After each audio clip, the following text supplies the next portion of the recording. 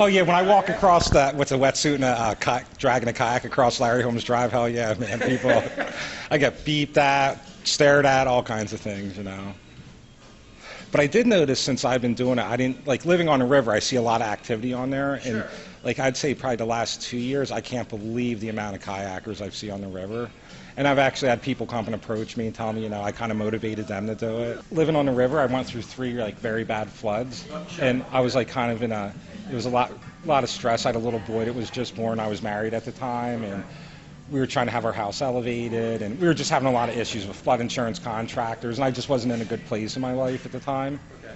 And a friend suggested maybe kayaking in front of my house to relieve stress, get in shape. I was out of shape, and so I started doing that, and I started kayaking for about like a month and a half, and we just moved in this location, and about a month and a half after I started kayaking, I realized the river is across the street.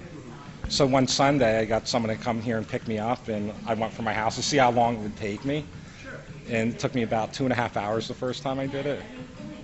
So then I started figuring out my time in the morning, and I would commute down to work every morning like that. It only takes me like an hour to an hour and a half now, just depending on the level of the river and my motivation. You know, some mornings are tougher than others, but you know, the older I get, the tighter it is to move in the morning. It's a good way to start my day, you know. There's no people. It's early in the morning, so I don't see anyone. Occasional fishermen, that's it. But see a whole different world that you would never see, you know, walking on the ground.